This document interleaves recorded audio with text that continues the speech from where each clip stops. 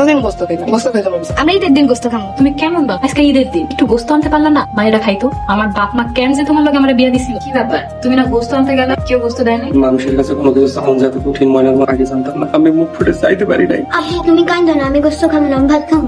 আল্লাহ আমাকে মধ্যবিত্ত বানাইলো কেন? গরিব বানাইতো, তাও চাইতে পারতাম। মন খারাপ করো না, আশেপাশে অনেক ভাড়াটিয়া কোরবানি দিস, কেউ না কেউ গোস্ত দিতে পারে। কত আত্মীয় স্বজন কোরবানি দিস, এখানকার ভাড়াটিয়া গুলা কোরবানি দিস, কেউ একটাবার খোঁজও নিল না। এই শহরে কেউ কারণ আমার আল্লাহ কেউ মনে হয় গোস্ত দিতে আসছে, যাই গোস্ত নিয়ে আসি। একটু গোস্ত দিবে? আমরা মেলা গরিব মানুষ, একটু গোস্ত দিলে আপনার লেগে অনেক দোয়া করবো।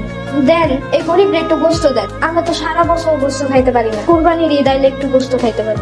আমরা তো কোরবানি দেই।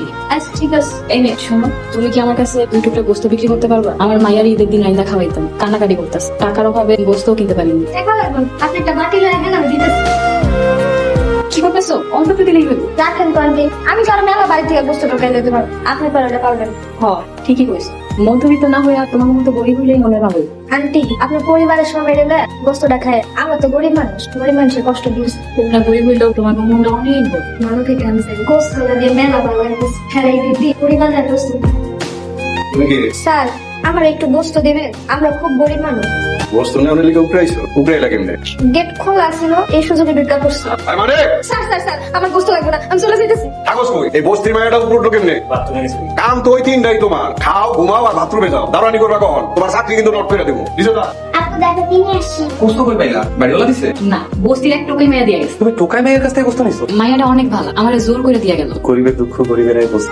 যাও মনে হয় রান্না খাও, তারপর আমরা সবাই এক লগে খাবো। আপা নাই নাকি? আপা কখন গোস্ত রাখবো, কখন খামু? কিরে গোস্ত কত দোকান আনছো? আব্বা এতটুকু পাইছি, আপা আনতে গেছে। যেহেতু গোস্তটা এই যেখানে কইব যাই বেঁচে আই গিয়া আপা তুমি গোস্ত রাখতে পারবে না, বান্দারি খাবো আপা। আপনাদের সব কিছু আগামী হচ্ছে আব্বা না, আব্বা লাগবে না আব্বা। মাথায় পেয়েছি কি হয়েছে ভাই, তুই কাঁদতেছিস কেন? আব্বা সব গোস্ত লয়ে গেছে, লয়ে আন বেচে দিয়ে খাইবো। আপা আমাকে গোস্ত বেচে এসে খাইবো? হ, কতদিন পর গোস্ত খাবো ভাবছিলাম, আর খাইতে পারবো না। থাক ভাই কান্দিস না, তুই আমার লাগে, আমি তোর বসি।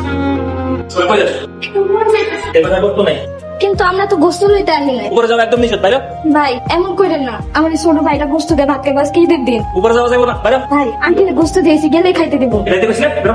আন্টি আমার ভাইটা দিলে গোস্ত দিয়ে ভাত খান, আন্টি আমার ভাই গোস্ত দিয়ে ভাত। ভাই এমন করেন না, আমার ভাইটার একটু গোস্ত খাইতে দেন ভাই। আমাদের খবর আমার গোস্ত খাওয়া নাই। থাকতে মন খারাপ করিস না। আফা রান্না করার গরু গোস্তের ঘেরা নাইতেছে, কি যে মজা রে আফা। আমি আর গোস্ত খাবো না আপা, গোস্ত খাওয়া ভালো না, গোস্ত খালি গ্যাস হয়, চুলকানি হয়। এর চাঙ্গো পান্তা ভাতি ভালো, অনেক মজা। লো আমরা পান্তা ভাত খাই।